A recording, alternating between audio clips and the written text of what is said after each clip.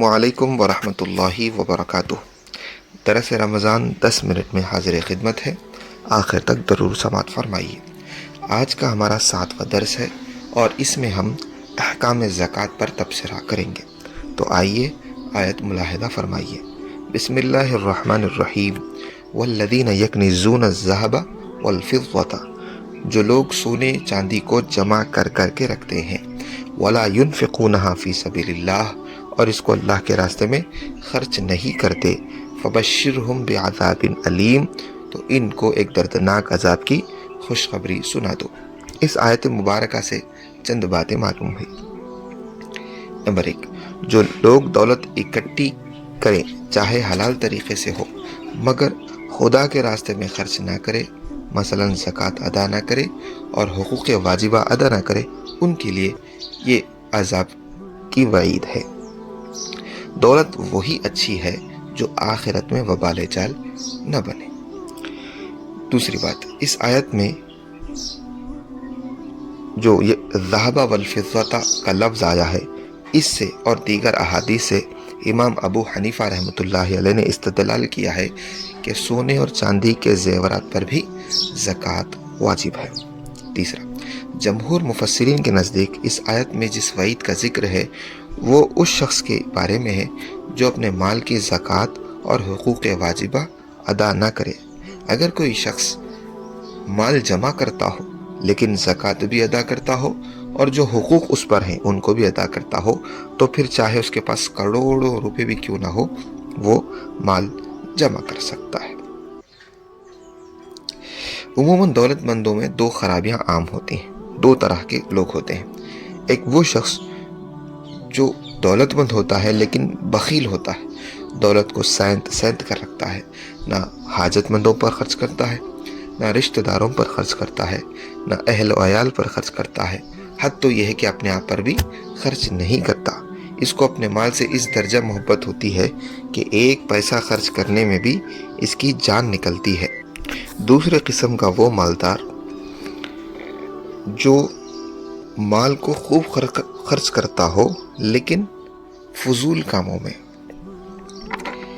اسراف میں یا خواہش پرستی میں، یا پھر اپنے نام و نمود کے لیے کہ لوگ اس کو مالدار کہیں اس لیے خرچ کرتا ہے، لیکن جب بات اللہ کے راستے میں خرچ کرنے کی، حقوق ادا کرنے کی، زکوٰۃ ادا کرنے کی آتی ہے تو اپنے ہاتھ کو پیچھے کر لیتا ہے۔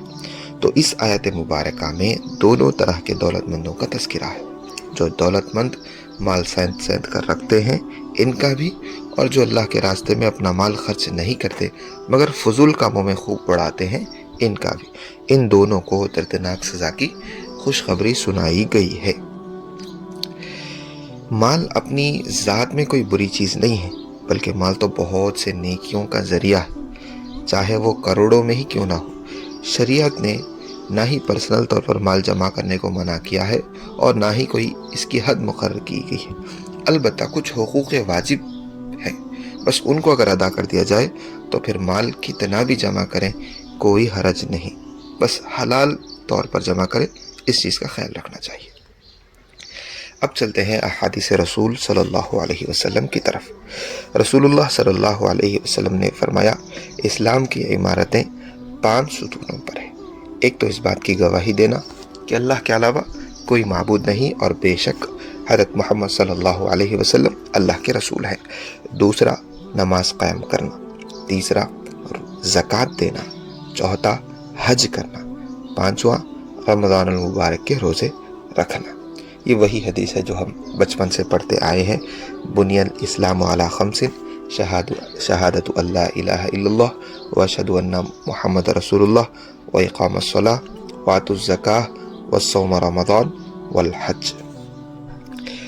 دوسری حدیث میں حضرت عبداللہ بن مسعود رضی اللہ عنہ کہتے ہیں کہ ہمیں نماز کے قائم کرنے اور زکوٰۃ ادا کرنے دونوں ہی کا حکم دیا گیا ہے۔ قرآن میں بھی بہت سی جگہ یہ دونوں ایک ساتھ آئی ہیں، وإقام الصلاۃ وإیتاء الزکاۃ، اکثر جگہ دونوں کو ساتھ ساتھ ذکر کیا گیا ہے۔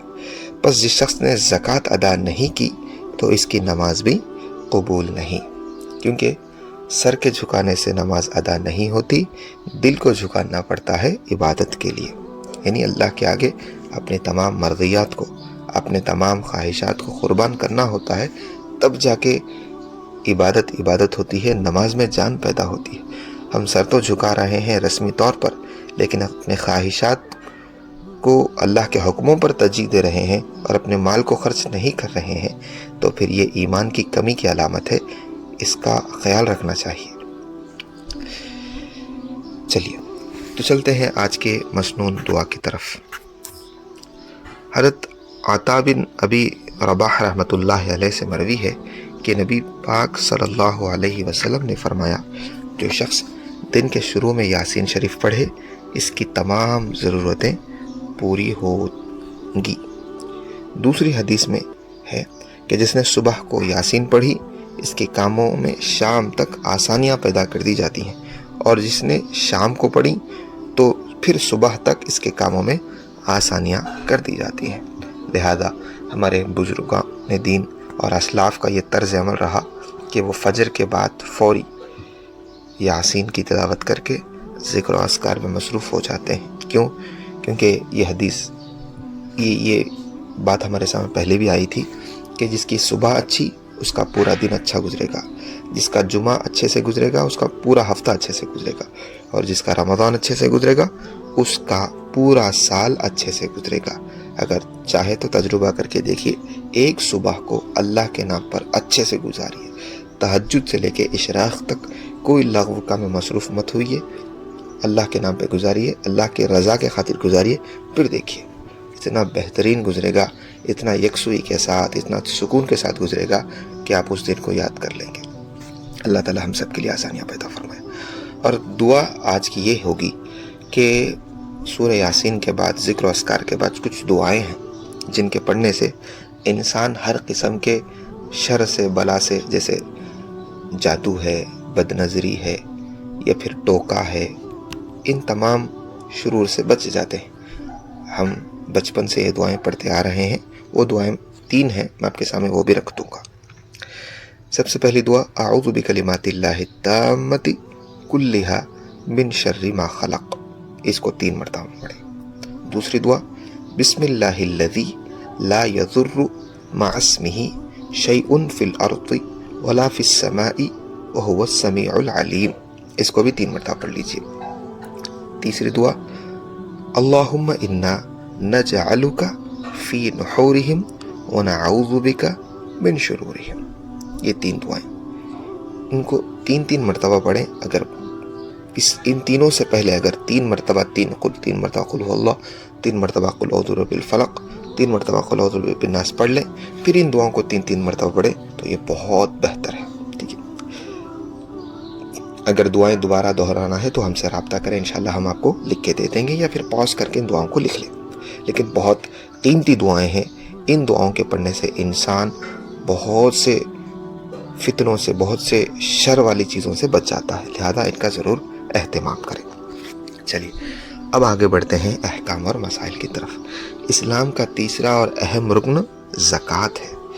زکوٰۃ ادا کرنا فرض ہے، جو شخص اس کے فرض ہونے کا انکار کرے وہ کافر ہے، اور جو شخص انکار تو نہ کرے مگر اپنے مال کی زکوٰۃ ادا نہ کرے تو قیامت کے دن اس کو سخت عذاب ہوگا۔ زکوٰۃ کے فرض ہونے کے بعد فوراً ادا کر دینا واجب ہے، بلا عذر تاخیر کرنا مکروہ تحریمی ہے اور گناہ ہے۔ ایسا شخص فاسق ہے اور اس کی گواہی قبول نہیں کی جائے گی، یعنی زکوٰۃ جو ادا نہیں کرتا اس کا اعتبار نہیں ہوگا، اس کے ایماندار ہونے کا اعتبار نہیں ہوگا۔ کیوں؟ کیونکہ اس نے اللہ کے حکموں کو پورا نہیں کیا ہے۔ بالخصوص خواتین کو زکوٰۃ ادا کرنے کے بارے میں بہت محتاط ہونا چاہیے، اس کو خوب دل پہ لے کر اس بات کو، اپنے مال جو بھی سونے کے زیورات ہوتے ہیں ان کو اکٹھا کر کے، ان کی قیمت کا اندازہ لگا کے، پھر اس پر کتنی زکوٰۃ بنتی ہے وہ معلوم کر کے خواتین کو اس اپنے مال کا زکوٰۃ ضرور ادا کرنا چاہیے۔ کیوں؟ اللہ کے نبی صلی اللہ علیہ وسلم نے فرمایا، میں نے معراج کی رات کو بہت سے عورتوں کو اپنے مال کی وجہ سے جہنم میں جاتے ہوئے دیکھا ہے۔ لہذا یہ مال اگرچہ دنیا میں زینت کا سبب ہے، اگر اس کی زکوٰۃ ادا نہیں کریں گے تو کل قیامت میں یہ ذلت کا سبب بنے گا اور آگ کی شکل میں ہمارے گردنوں میں ڈال دیا جائے گا۔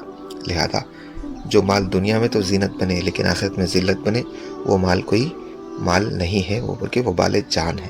لہذا اپنے مالوں کا زکوٰۃ ادا کریں۔ اللہ تبارک و تعالی ہم سب کو قبول فرمائے اور زکوٰۃ ادا کرنے میں آسانیاں پیدا فرمائے، اور ہماری زکوٰتوں کو قبول فرما کر دونوں جہاں میں اس کا بہتر سے بہترین بدلہ عطا فرمائیے۔ یہ رہی آج کی درس کی باتیں جو ہمارے سامنے آئی ہیں۔ اللہ تبارک و تعالی کہنے والے کو، سننے والوں کو سب کو توفیق عمل نصیب فرمائے۔ انشاءاللہ امید کرتا ہوں کہ آپ ان باتوں کو بار بار سنیں گے، سمجھیں گے اور ثواب کے ارادے سے آگے بھی شیئر کریں گے۔ جزاک اللہ خیرہ۔ تو پھر خیال رکھیے، دعا میں یاد رکھیے۔ کل کے درس میں دوبارہ ملاقات ہوگی۔ اپنا خاص خیال رکھیے۔ فی امان اللہ۔ السلام علیکم ورحمۃ اللہ وبرکاتہ۔